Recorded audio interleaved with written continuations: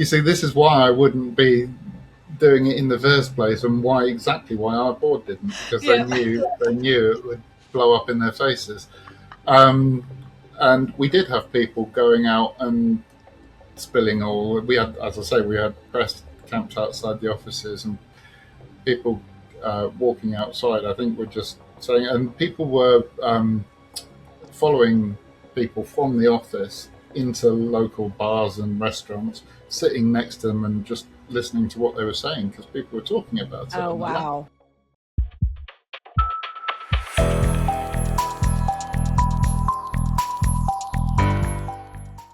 All right. I'm Christine Bartlett. Welcome to The Pressure Zone, an HTB podcast where we take one security scenario and watch it spiral out of control and sometimes bring it back. And I'm joined here today with Robert Newby, the head of security business engagement for Marks and Spencer. Thank you, Rob, for joining. Thank you. And for today, you'll be stepping into a new company called Mike and Susie for the Pressure Zone. All right, great. So let's go after it. Today, we aren't just talking about firewalls or phishing filters, because that would be boring. We're talking about the big game. You sit at the intersection of profit and protection, the translator between the technical no and the business yes. Something I'm sure you're very familiar with. Yep. Here's the setup. It's a rainy Tuesday morning in late November. M&S is 72 hours away from the golden quarter launch of Bolt Checkout, a high-speed, one-click payment feature designed to dominate the Christmas rush.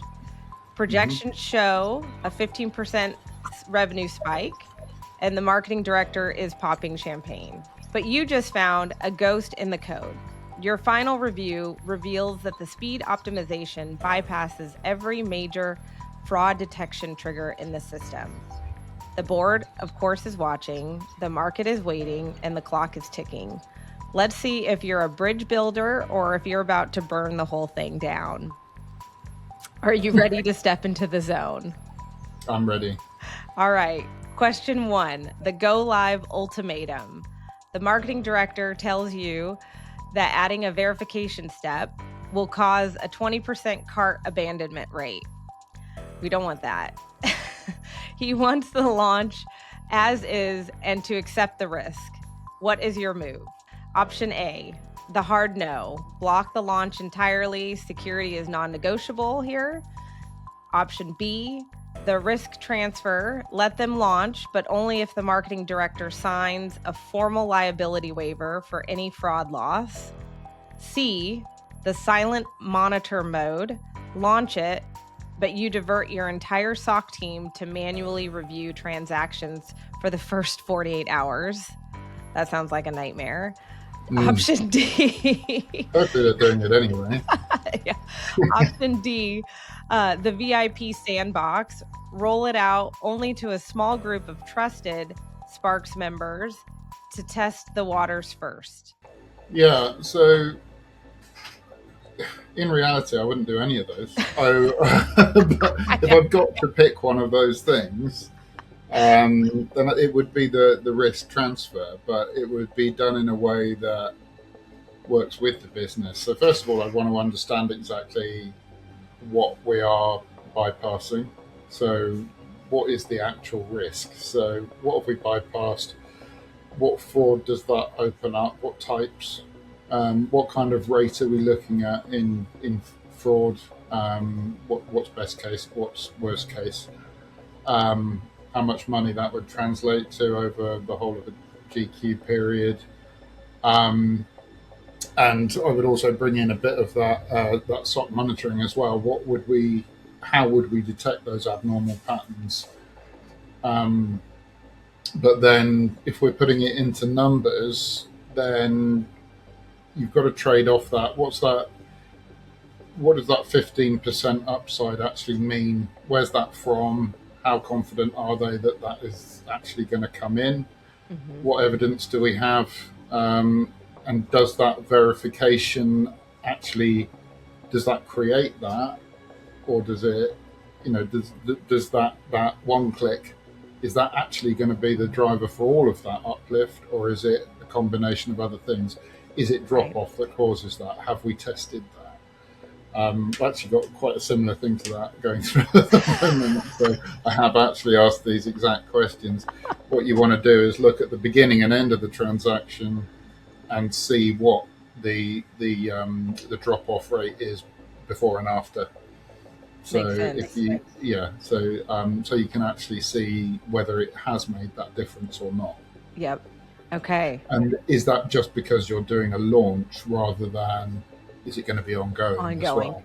You quite often get a big uptick and then it will carry on. Okay. So we're going for option B with a nuance there based on option B with a bit of caution with some really heavy hedging in there. Yeah. So we're gonna call that. We have a little cheekiness on each of the answers. So we're gonna call that as you're using the signature get out of jail free card. But if the fraud hits the tabloids, do you really think the board will care about a piece of paper or conversation? I guess maybe in this point, or will they? Well, that's exactly it. So it's. That piece of paper isn't for the tabloids. That piece of paper is for me. Right. That's covering my backside, not the companies. Not the companies. Yeah. So I mean, hopefully your media team will be well on top of anything that needs to be in place for if there are massive fraud. But fraud isn't typically going to hit the press anyway. It's the big events like ransomware and big breaches that take out operations rather than fraud. People like to keep quiet, oddly enough. Yeah. Okay. Okay. So question number 2, the Sparks identity hijack. The feature is live, so we went through with it. The nightmare begins. 20,000 Sparks accounts are being drained of points via Bolt checkout. The BBC is now asking if M&S has been hacked. Do you disclose the flaw to regulators now or wait until the investigation is over? So your options are A, the post-close cleanup, keep it quiet, fix the hole, and disclose it as a system update later to avoid a PR disaster. B, immediate disclosure, report the breach immediately to stay compliant, even if it kills the Christmas sales momentum. C, the indemnity demand, force the software vendor who built the Bolt API to take the legal and financial heat. D, the hacker hunt, task your team to identify the botnet origin. If it's low level, stay quiet. If it's a major syndicate, go public. So anytime you have a breach, you need to know a few things about it. So is it confirmed? Is it suspected? What do we know for certain? That's all the same question. I know I've got 3 fingers up there. How many accounts? Is it all of them? Is it a percentage? What? How long has it been going on for? Are we still rising, or have we stabilized? That kind of thing. So what kind of control have we got over the situation? There is no point in going out to the ICO with a half-baked disclosure, right? Because all you're going to be doing is updating them again and again and again and again. You need to have a solid point. You need to let them know within 72 hours, I think it is. Yes. Yeah. So you wouldn't just jump straight in with, oh yeah, we've had a breach, go and tell everybody. So can we stop it is the first thing. So shut it down. I mean, having been through something fairly recently, the first thing you need to do is contain it. Yep. You've got to get control over it. Shut the whole thing down if you can. Down. And then that will hit the press. We had people camped outside when we had it. You have to control that, and our media team was fantastic. The narrative. When we had the breach. And that just means that security can get on with it, right? So the first step is containment. get your IT teams out of the way unless they're needed as part of that. So someone to rebuild the identity system is probably quite useful. Somebody for remote access you probably need as well. So having all of these things in place before that. So I'm assuming here that we had a business continuity plan. We had you hope this isn't your first go, right? yeah, exactly. You're hoping that everyone knows exactly what to do, and the IT teams will step back, let the security guys in, let them stop it, clear it up, and then come back and continue with recovery. Hopefully, we've also got some backups available. Yeah, that would be nice. Yeah. And that we're not just rebuilding from scratch, which would be good. Good. So, what's your? I guess it's what's your sorry, I'm getting emails.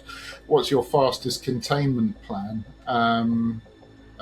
Can we disable it and restart? Can we get rid of those IDs and just say, right, well, we'll deal with that offline and everyone else can carry on, or do we have to shut everything down and just start again? So where are we with it is the first thing. Okay. So, I don't know which one of your options that was. I don't know that is an option, but that's later, I think. That's okay. We can keep going. You actually personally gave me flashbacks when you were saying, like, out of the 20,000, what's actually been impacted, what hasn't. And a long time ago, I worked at Cisco and we had to deal with the WannaCry breach, which was like something, and it was a lot of those conversations, right? Like, how much, what is it? We need to be sure before we're going to go out to the press with because it's anything. Really difficult to give. I know you have to ask very black and white questions, and you've got to have an A, B, C, D. Yeah. But you can't deal in absolutes. Everybody wants you to deal in absolutes in an incident, and you can't. It has to be, well, measure it. Tell me how much, how bad, how good, how little, how much. Where are we going with it? Because that's what you set your direction by, and that says what your next step is going to be, how big it's going to be, how customer experience changing it's going to be. Yeah. So if you've got 20,000 accounts out of 50 million, try and isolate it, deal with it, put the controls back in place without anyone noticing. If it's 20,000 out of 20,001, shut the whole thing down. There's no point. It really depends on what that number means. So I think your answer aligns more closer with, kind of additional investigation, right? Going layers deeper. We kind of labeled that the hacker hunt, right? To identify further, get more information. You'd absolutely do it. And as you were going through, I was thinking, yeah, I do that. Oh no, I do that as well. I do that as well. So you do little bits of all of it. All of it. Yeah. I wouldn't keep quiet, but I wouldn't say anything until I knew where we were. I wouldn't go and immediately disclose anything because that's as harmful as not disclosing. But when I had enough to say, and somewhere where, regulators aren't there just to punish you. This is the thing that people always think. They're actually there to give you help as well.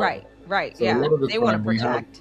They're there for the industry protection. So if you go to a regulator and say, we've got this problem, they will jump in and help you in the moment. It's only 6 months to a year down the line when they find out that you didn't do X, you didn't do Y, and you didn't call them until a week later, that they're going to jump down your throat. And then they'll be much more, much kinder to you in retrospect if you phoned them up within the allotted time and said, this is going on. I don't know if you can help me with it. So it's almost like calling reinforcements. They're more oversight than reinforcements, okay. I would say. But they've seen it before and they know how it works and they know who can help. So Question 3, the board's ultimatum. So provided you're doing your investigative work, right? The chairman says, I don't care about a few lost loyalty points. We need the revenue to survive the quarter. Do not disable the checkout. How do you respond? A, the technical deep dive bring the chairman into the SOC and show him the live theft to shock him into action, which could be interesting. I don't think very many chairmen will appreciate all the technicalness of that. B, the conditional fix, agree to keep it open only if you get an immediate $5 million budget for fraud defense upgrade. Little negotiation. That always works. Yeah, right. C, the resignation threat. You tell the board that if they keep it open, you're going to walk. Your reputation is more than a Christmas bonus. Or D, the sandbox gamble. Move all Bolt transactions to a high latency network to slow down the bots, even if it slows down real customers. I don't think, again, I don't think I'd have to do any of that. Our board were absolutely brilliant during the incident. They gave us so much support and still are now, and they just want things to be secure, right? Yeah. So I don't think these days you'd get that as a reaction. You wouldn't have, right, money's more important than security, because that's the kind of thing that does come out after the event. But in that case, you would have to have business sign off, like actual, people with skin in the game. It would have to be. I'd almost want them to be the ones who are phoning up the ICO at that point and saying, right, repeat to them what you just said to me, because they're not going to like it. So it's if they're really not worried about a few loyalty points, then they need to understand, again, is that quantifying of things. How many is it percentage wise? What's the risk trade-off here? What are we losing? What are we gaining? Try and put it into financial terms, balance it against the other, and say, are you prepared for that and the potential reputational business downside of it? And explain to them what would happen when you do say that to the ICO if customer data has been stolen and you've said, actually, it's more important to carry on trading. This is your exposure level there as well, because that could potentially be a lot more than you gain from staying live. Right. So I think then we'll probably flip option A. Instead of a technical deep dive, you're looking to put the chairman on the phone. Well, it's not a technical deep dive, it's a risk deep dive, though. Right. It's talking them through the business risk of it. So there's no point in taking a board through a technical risk deep dive, because they'll nod, but they'll say, carry on, do what I said. Right. If you explain to them that, yeah, I know you're not concerned about the loyalty points, but what about the press? What about the ICO? What about the reputational loss? If you're seen as being very gung-ho about this, all of those things will come into play, and that at least, the exposure of loyalty points is nothing compared to the exposure from the other three things, which are going to be, almost 100% of your loss, and they could be absolutely vast. Yeah. Whereas if you actually say, no, we're shutting it down, we're going to be careful, you can turn that into a positive. The ICO will love it.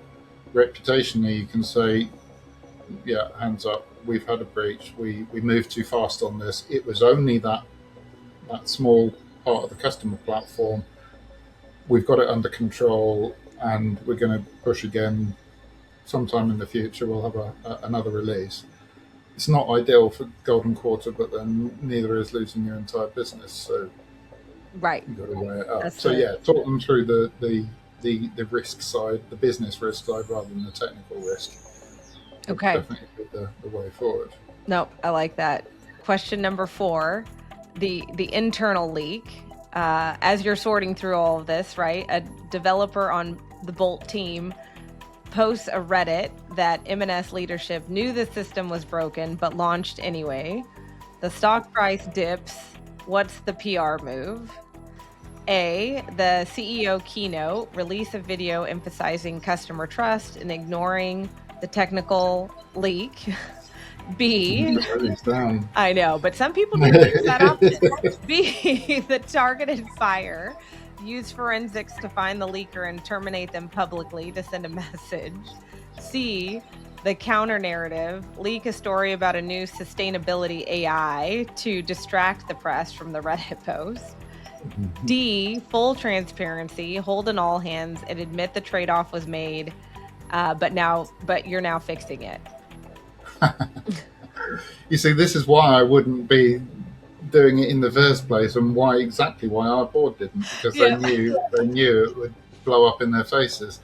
And we did have people going out and spilling all. We had, as I say, we had press camped outside the offices, and people walking outside. I think we're just saying, and people were following people from the office into local bars and restaurants, sitting next to them and just listening to what they were saying, because people were talking about it. Oh, wow. So, so a lot of what happened came out for us, and it was almost out in the press before we knew in the security team a lot of the time, which was terrifying at times because there was a lot of detail out there. So transparency would always be my choice. I like to operate like that anyway. Because that way you're not going to get any crazy surprises. So I would choose transparency rather. But I think having a witch hunt doesn't really help as well, because what do you do? Once you've gone and found the person and asked them what they knew, and dived as far into it as you can, apart from firing them, what do you gain from it? Right.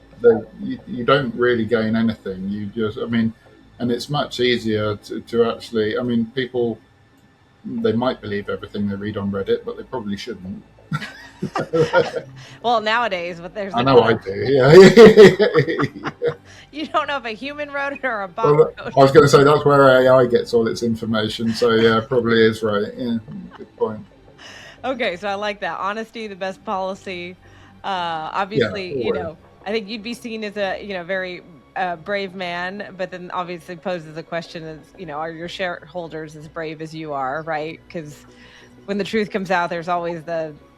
Well, that's the problem. In your scenario, that would be almost the wrong thing to do, because you're going against your board and CEO. But in my real world, everyone's on the same page, so we'd be okay with that. All right, last and final question. The 0-day choice.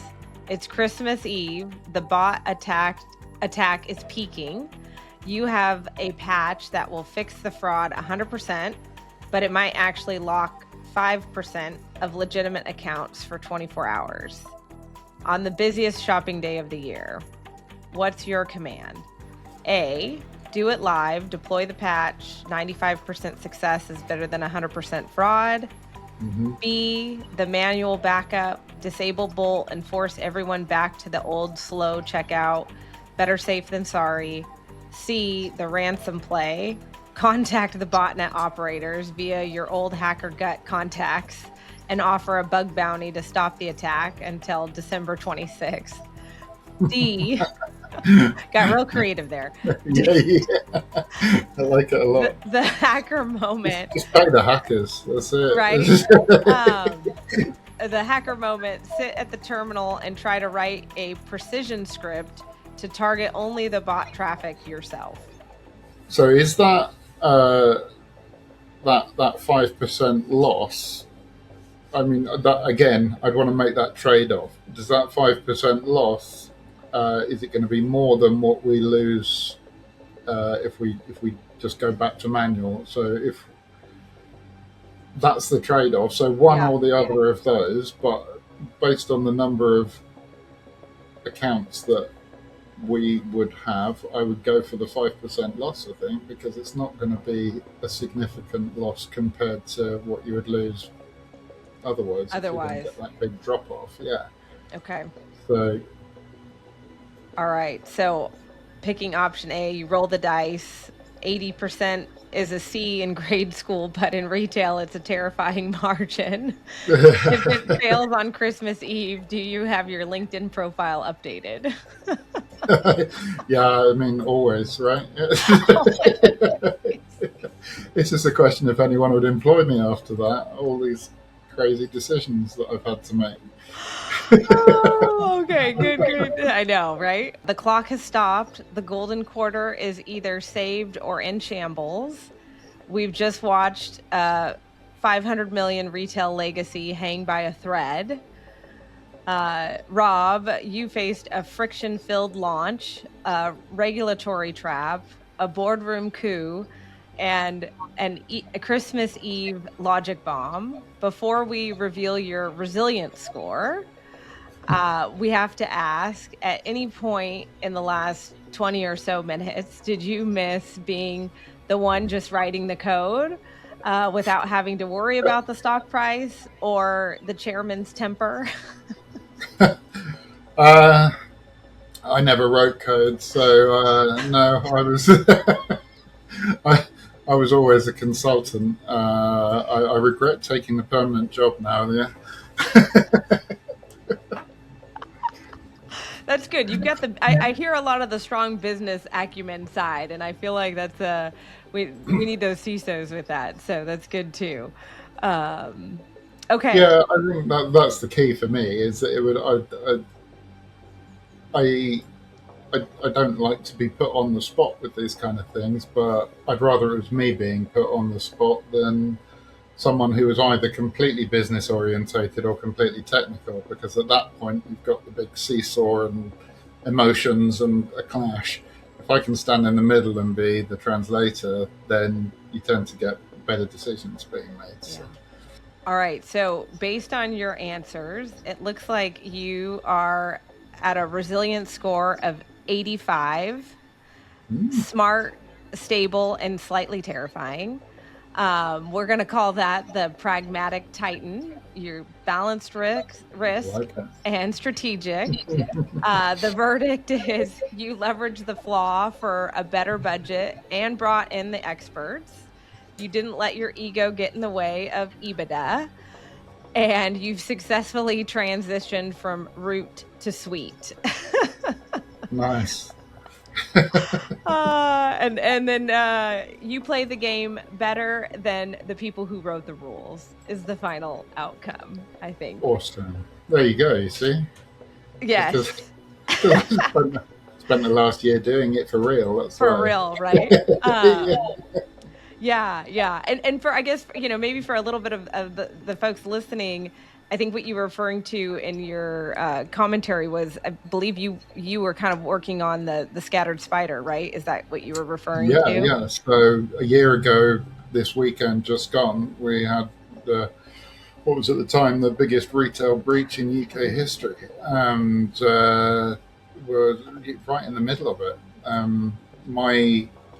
run what we call the BSOs, TSOs, and consultants, and they were the ones not involved in the initial cleanup. That was the SecOps team, but the people who recovered afterwards. So we were right in the middle of all of that cleanup, and obviously being part of the leadership team in security, I was party to a lot of those conversations that were going on. So, yeah. So as I say, I think our actual business leadership team, they really did well by managing expectations, managing what they wanted us to do, managing what they wanted the tech teams to do, what the business teams should be doing, and they gave us the space and they gave us the support. And I think if that had happened in a lot of other companies I've worked in, it wouldn't have been the same, and it would have been quite a lot harder. So, and they're still supporting now, which is really important. A year on, big security change projects going on, big changes of the way the operating model works for us in technology. A lot of growth, which is really positive. When Yeah. you've lost a lot of money, to go and actually put money into growth, particularly in security, is a really hard thing to do. But yeah, It's a long game. It's not yeah, going to be yeah, a yeah, short turnaround, right? yeah, But it's worth it. yeah, Yeah. exactly. Okay. Before we let you out of the zone, Rob, we've just got one more final question that we ask every leader that survives. Don't worry, this is not an if or what. But if you could send a one sentence encrypted message to your 22-year-old self starting out in security today or wherever you started, what would it say? I was going to say, I don't know what I was doing at 22, but it wasn't security. Um, it's Maybe it was do something don't go else. into cyber. Work harder. I was still at university when I was 22. I didn't even know how brutal the world was. I don't know. I think just take every opportunity that comes your way, particularly whilst you're young, because they get fewer and further between as you get. Oh, I'm nearly 50 now. It's horrendous. 50 in 2 months, would you believe? I feel really old now. But yeah, you have to take. I mean, when all the AI stuff started, I mean, it was probably around the same time as last year. I'd say, right, I'm interested in that. I want to pick that up. I want to get really down into the weeds of it and understand it, not just use it to write LinkedIn posts. I just want to get what it's doing. What's the maths? But I'm a science nerd, so what's the maths underneath it? How does it work? What would actually make it safer to use? So I've been looking at actually how can you architect a way around the problems that AI is going to bring. Data, uh, kind of data lakes, I guess. Data like big data. That's what I'm looking for. Big data. What's going to be the next thing there? What the analytics side of it? What's that going to? I kind of missed the boat on data when it first came out. But my son, my middle one, I've got three sons. My middle one actually came into work with me a couple of weeks ago, and he was working with the developers. And I said, if you're interested in development, probably missed you by the time you're old enough to come and work here, because he's only 14 now. By the time you're old enough to come and get a job in development, there won't be a job in development. It'll be prompts. You'll be writing prompts. Yeah, it's more which like he does at home anyway. So yeah. it's like, so learn about the data, learn about what you can do to manipulate that data, learn about what AI does with that data, how it's using it, and what do you think the next big thing's going to be, not what the world thinks it's going to be. The chances are you might be thinking of something completely off the wall that actually does happen. I mean, that fresh perspective, right? The stuff exactly. The stuff we're looking at now, AI and robotics and all the. When I was a kid, we were like, "Wow, wouldn't it be amazing if we had all of it?" And we got them. We've got electric cars it's out here. there. Yeah, right. Self-driving cars. Yeah, so exactly right. All of the things that you dreamt of as a kid are now out there, and it's like, what do you dream of now that there are all of these things? What's next? Because my imagination's long gone, but his is ripe. Right. When you're thinking of these things, keep on generating those thoughts, keep on generating new things, because it's those ideas that become tomorrow's big things. So yeah, no, agreed. I love that. That's awesome. Well, thank you, Rob, for joining, and appreciate your time coming on the show. And that's a wrap for the Hack the Box Pressure Zone. To our listeners, remember that you're in a world of business engagement. You aren't just protecting a perimeter, you're protecting a promise to your customers. And join us next time. We will call on another CISO leader and put them in a hot seat. But until then, trust the math, but verify the code. I'm your host, Christine, and this was the H2B Pressure Zone podcast.